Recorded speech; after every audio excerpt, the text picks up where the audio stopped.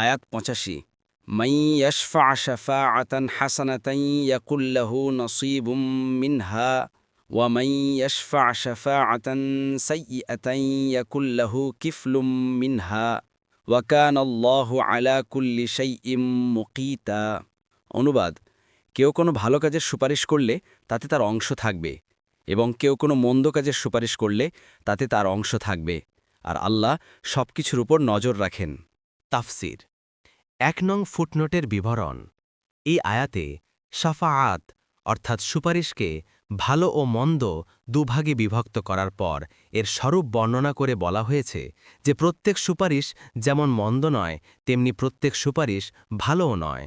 আরও বলা হয়েছে যে ব্যক্তি ভালো সুপারিশ করবে সে সওয়াবের অংশ পাবে, এবং যে ব্যক্তি মন্দ সুপারিশ করবে সে আযাবের অংশ পাবে।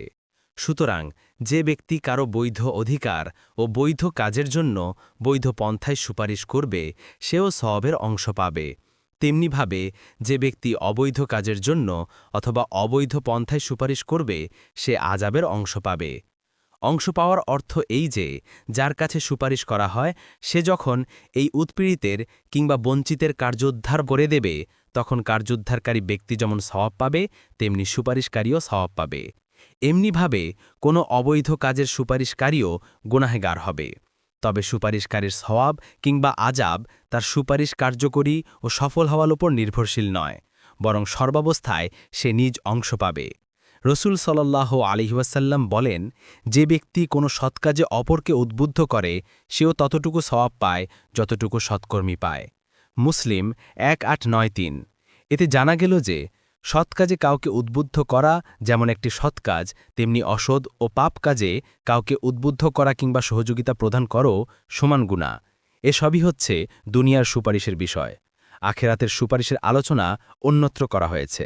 ২ নং ফুটনোটের বিবরণ। আবিধানিক দিক দিয়ে মুকিতুন শব্দের অর্থ ৩টি। ১. শক্তিশালী, সংরক্ষক ও ক্ষমতাবান।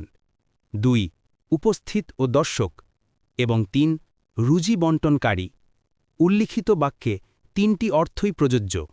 প্রথম অর্থের দিক দিয়ে বাক্যের অর্থ হবে আল্লাহ তাআলা প্রত্যেক বস্তুর উপর ক্ষমতাবান, যে কাজ করে এবং যে সুপারিশ করে তাদেরকে প্রতিদান কিংবা শাস্তিদান তার পক্ষে কঠিন নয়। দ্বিতীয় অর্থের দিক দিয়ে বাক্যের অর্থ হবে আল্লাহ তাআলা প্রত্যেক বস্তুর পরিদর্শক, কে কোন নিয়তে সুপারিশ করে, আল্লাহর ওয়াস্তে মুসলিম ভাইয়ের সাহায্যার্থে করে না ঘুষ হিসেবে তার কাছ থেকে কোনো মতলব হাসিলের উদ্দেশ্যে করে, তিনি সে সবই জানেন। তৃতীয় অর্থের দিক দিয়ে মর্ম হবে রিজিক ও রুজি বণ্টনের কাজে আল্লাহ স্বয়ং জিম্মাদার, যার জন্যে যতটুকু লিখে দিয়েছেন সে ততটুকু অবশ্যই পাবে। কারো সুপারিশে তিনি প্রভাবিত হবেন না, বরং যাকে যতটুকু ইচ্ছা দেবেন, তবে সুপারিশকারী ব্যক্তি মাঝখান থেকে সাবাব পেয়ে যাবে, কেননা এটা হচ্ছে দুর্বলের সাহায্য। হাদিসে বলা হয়েছে আল্লাহ তাআলা ততক্ষণ পর্যন্ত বান্দার সাহায্য অব্যাহত রাখেন যতক্ষণ সে কোনো মুসলিম ভাইয়ের সাহায্যে ব্যাপৃত থাকে। তোমরা সুপারিশ করো, সাওয়াব পাবে। অতঃপর আল্লাহ স্বীয় পয়গাম্বরের মাধ্যমে যে ফয়সালা করেন তাতে সন্তুষ্ট থাকো। ১-৪-৩-২ মুসলিম ২-৬-২-৭। এ কারণেই কুরআনুল কারীমের ভাষায় ইঙ্গিত রয়েছে যে সুপারিশের সওয়াব ও আযাব সুপারিশ সফল হওয়ার উপর নির্ভরশীল নয়, বরং সুপারিশ করলেই সর্বাবস্থায় সওয়াব অথবা আযাব হবে। আপনি ভালো সুপারিশ করলেই সওয়াবের অধিকারী হয়ে যাবেন, এবং মন্দ সুপারিশ করলেই আযাবের যোগ্য হয়ে পড়বেন, আপনার সুপারিশ কার্যকরী হোক বা না হোক। তবে অন্যের কাছে সুপারিশ করেই সুপারিশকারী যেন ক্ষান্ত হয়ে যায় তা গ্রহণ করতে বাধ্য করবেন না। স্বয়ং রাসূল সাল্লাল্লাহু আলাইহি ওয়াসাল্লাম এ দৃষ্টান্ত স্থাপন করেছেন।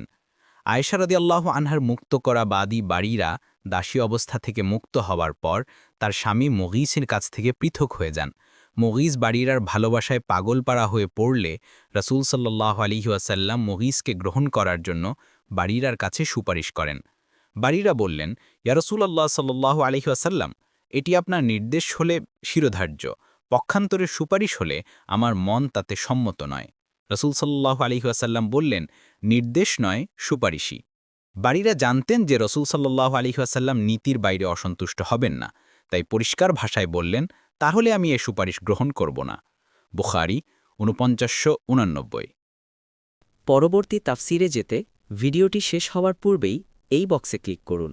ভয়েস বা উচ্চারণে অনিচ্ছাকৃত ত্রুটি ক্ষমাসুন্দর দৃষ্টিতে দেখবেন ইনশাআল্লাহ।